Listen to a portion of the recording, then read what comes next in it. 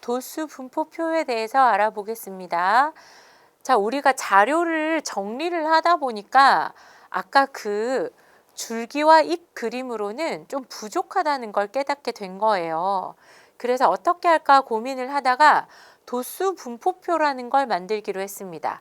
어떻게 하냐면 주어진 자료를 몇 개의 계급으로 나누고 그랬어요. 이렇게 자료를 몇 개 이렇게 나누고 그 다음에 거기에 속하는 친구들의 이름을 몇 명인지를 이렇게 써서 나타낸 표를 우리가 도수 분포표라고 하는데요. 자, 지금 딱 읽어보니까 계급이 뭔지도 모르겠고 도수가 뭔지 모르겠으니까 읽었는데 무슨 말인지 모르겠죠. 자, 그래서 우리가 용어를 다시 설명을 하러 가볼게요. 계급이 뭐냐면 이 별량을 일정한 간격으로 좀 나눴어요. 구간을. 별량이 뭔지는 아시죠? 여러분 이렇게 자료가 주어졌습니다. 숫자로 주어졌죠? 자, 이런 별량을 조금 여기서부터 여기까지는 몇 명, 여기서부터 여기까지는 몇 명 이렇게 몇 점대로 나누고 싶은 거야. 그래서 좀 여기를 일정한 간격으로 나눈 구간을 우리가 뭐라고 하기로 했냐면 계급 이렇게 이야기하기로 했어요. 그래서 계급의 크기는 어떻게 되냐면 계급의 양끝 값의 차. 이거는 구간의 너비라고도 이야기하는데 여러분이 이 말들을 기억을 해 주셔야겠어요. 이 구간의 너비를 우리가 뭐라 그러냐면 계급의 크기 이렇게 이야기하거든요. 양끝 값의 차입니다. 여기서는 계급이 크기가 얼마가 되겠어요? 10점이 되겠죠. 왜냐하면 50점에서 60점, 60점에서 70점, 70점에서 80점 우리가 이렇게 계급을 나누기로 했기 때문에 계급의 크기는 10점입니다. 그럼 여기서 계급의 개수는 뭐냐 그러면 이 별량을 다 구간을 몇 개로 나눴냐 이거 물어보는 거예요. 그러면 5에서 60대, 60에서 70대 이렇게 해서 하나, 둘, 셋, 넷, 5개의 구간으로 나눴죠.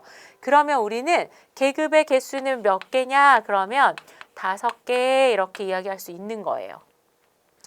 자, 그 다음에 진짜 참고인데요. 저기 계급값 이렇게 얘기해놨죠. 계급을 대표하는 값으로 보통은 각 계급의 가운데 값을 이야기합니다. 자, 그럼 50에서 60점 친구들을 대표하는 값이 당연히 중간에 있는 몇 점이겠어요? 이 친구들은 대충 55점 정도 되겠구나 이걸 알 수 있잖아요. 그래서 여기가 중간에 있는 이 값을 우리가 계급을 대표하는 값, 즉 계급값 이렇게 얘기를 한다는 거예요. 자, 그래서 계급값을 구하고 싶으면 양끝값의 합을 반으로 나누면 되니까 이 친구의 중간에 있는 값들을 읽어주면 되겠죠. 자, 그런데 여기서 조금 주의해야 되는 거는 계급을 나눌 때 반드시 앞에다가 이상, 뒤에는 미만을 붙여줘야 됩니다. 그래서 여러분이 여기서부터 여기까지, 그 다음 60점에서 70점까지 이렇게 쭉 하고 점수들을 이어줘야 돼요. 그런데 그래서 친구가 질문을 했어요. 선생님 그러면 여기도 100점 미만까지 끊었으면 100점은 안 들어가는 거니까 여기에는 100점이 들어가는 칸을 따로 만들어야 되는 거 아닌가요?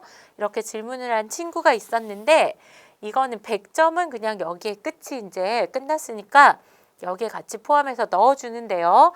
나머지 구간은 앞쪽을 포함, 뒤쪽은 포함하지 않고 여기는 포함하고 포함하지 않고 이렇게 해야 70점일 때 여기를 갈지 고민하지 않고 이쪽으로 가서 내가 한 명을 탁 카운팅을 할 수 있는 거예요.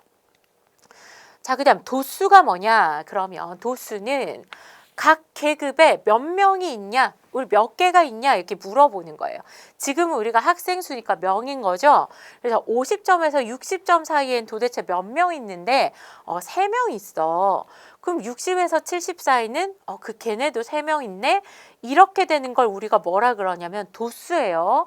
그럼 이 도수가 점수별로 어떻게 분포돼 있냐? 이게 궁금하기 때문에 그 표를 나타낸 걸 우리가 도수 분포표, 도수가 어떻게 분포되어 있는지를 나타내주는 표. 그래서 도수 분포표입니다.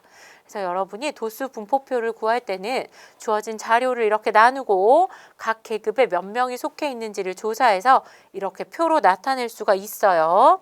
자, 그러면 우리가 도수 분포표를 어떻게 만드는지도 같이 한번 얘기를 해보겠습니다. 도수 분포표를 여러분한테 지금 여기 나와 있지 않고 여기 별량만 준 다음에 도수 분포표를 이런 모양으로 만들어라 그러면 여러분은 뭘 해야 되냐면 일단 주어진 자료에서 가장 작은 별량과 가장 큰 별량을 찾아줍니다. 자, 그러면 90점, 가장 큰 별량 찾는 게 편하죠. 여기 딱 보니까 100점은 없어요. 그죠? 그래서 90이 들어있는, 앞에 90이 들어있는 친구를 찾아보면 여기에서 93점이 제일 높은 점수인 걸 알 수가 있습니다. 그죠? 그 다음에는 쭉 찾아봤더니 80점, 70점, 50점이 여기에 뿅 하고 나왔네요. 여기 52점까지. 그래서 최저점, 가장 작은 별량이 52점이고 그 다음에 가장 큰 별량은 우리가 93점인 걸 알 수가 있어요. 자, 그러면 52점이 들어가야 되죠. 그럼 나는 어느 점부터 시작을 하면 될까요? 50점부터.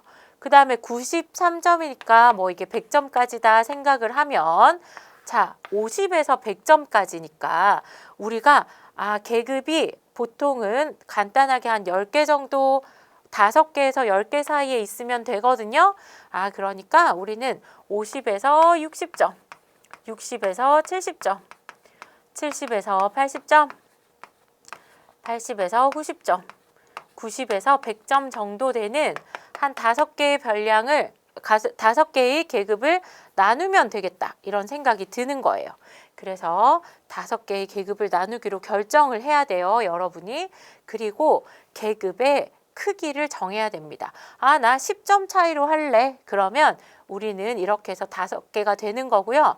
아니야, 난 좀 더 세밀하게 5점씩 끊어서 알고 싶어. 그러면 별량의 개수가 계급의 개수가 10개로 늘어나겠죠. 이렇게 쭉 하고 늘어나겠죠.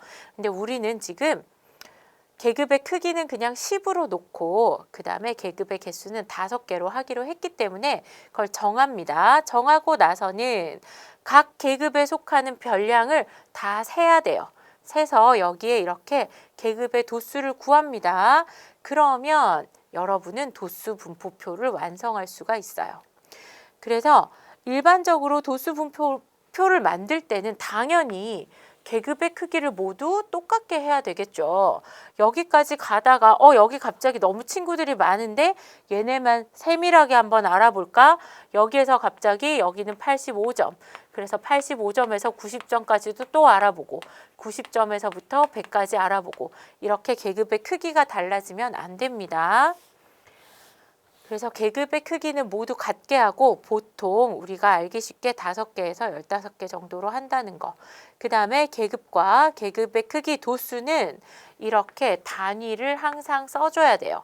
우리가 수학 성적에 대해서 얘기하면 이게 몇 점이다 라는 얘기를 해줘야 되고 학생 수면 명, 만약에 꽃의 개수를 셌으면 우리는 송이 이렇게 써줘야 되겠죠.